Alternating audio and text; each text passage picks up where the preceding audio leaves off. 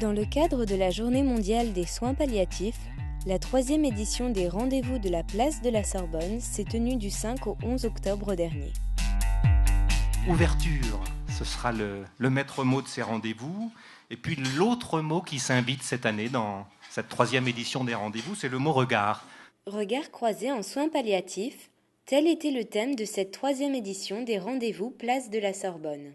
Et il y a eu en effet, vous avez raison, beaucoup de regards. Le regard médical, le regard des soignants, le regard de la famille. C'est cette somme de regards, cette somme de visites aussi où certains sont d'une maladresse terrible. Il y a beaucoup de choses où on apprend tous les jours.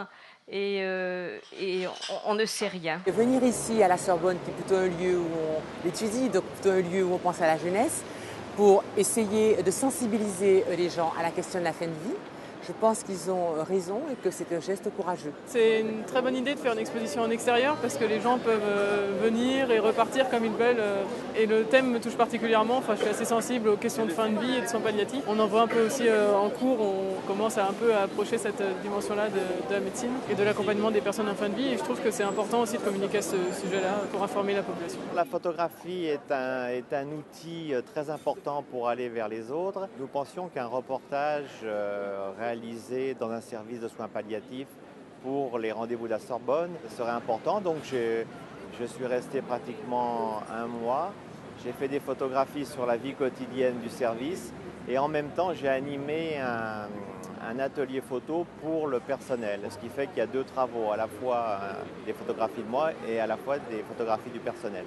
C'est une possibilité grâce à l'appui également des photos et des petites lumières, parce que je trouve que c'est tout ce qui est, on est tellement dans l'image que donc tout ce qui est photo, qui plus est de qualité, donc ça a vraiment quelque chose qui résonne.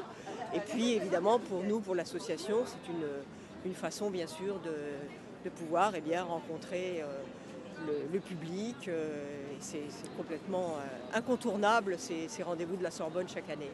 S'ils sont incontournables, c'est notamment grâce au Café Rencontre donnant la parole à tous. Pour arriver à trouver une vérité dans cette médecine qui est si particulière, qui nous demande de prendre en charge la dimension physique, la dimension sociale, la dimension spirituelle, la dimension psychologique d'un patient, si vous êtes tout seul, vous êtes bien diminué et bien perdu.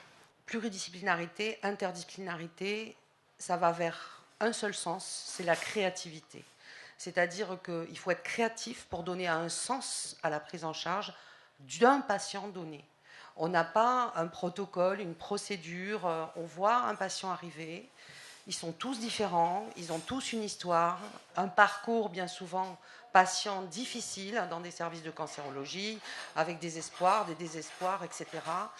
Et donc, il faut d'abord être en observation, bien écouter, vraiment comprendre dans quel état d'esprit se trouve le patient et quelles sont ses envies, quels sont ses besoins. C'est non-abandon, non-souffrance et non-acharnement thérapeutique. Et ça correspond au fond aux questions que pose le malade. Est-ce que vous ne m'abandonnerez pas? Est-ce que vous me laisserez souffrir? Et est-ce que vous n'irez pas trop loin dans ce que la médecine peut apporter de technique au détriment de l'humain? D'avoir rencontré une personne qui aide les gens qui sont en suspicion de mourir à écrire leur mémoire, l'histoire de leur vie, et que cette personne soit salariée de l'hôpital. Alors là, je voudrais rencontrer le directeur de l'hôpital pour leur dire qu'ils ont tout compris, parce que je pense que c'est essentiel. La biographie, vous connaissez tous, donc j'écoute les personnes qui sont effectivement gravement malades. J'ai l'honneur qu'elles m'accueillent, qu'elles me racontent ce qu'elles ont envie, leur vie. Et puis au fur et à mesure du temps, je retranscris et je leur remets à elles, plus souvent à une personne désignée de leur famille, un livre, un très beau livre. Ces morceaux de vie sont aussi partagés avec les bénévoles. C'est une initiative très importante parce que ça permet au mouvement des soins palliatifs de rentrer dans la cité et d'aller à la rencontre des gens pour leur montrer que les soins palliatifs, bien sûr, c'est un endroit très sérieux.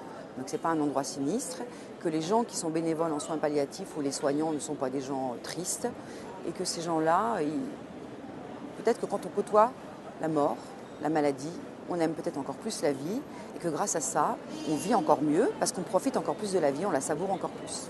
Comment ressortir de tout ça? Eh bien, je ne pensais pas que Bien sûr, la séparation reste toujours pareil, aussi dur pour tout le monde, mais j'ai l'impression d'avoir un panier plein. Et ça, je ne m'y attendais pas du tout. C'est-à-dire que j'ai l'impression d'avoir reçu au cours de cette année-là des trésors pour ma vie entière qui restent.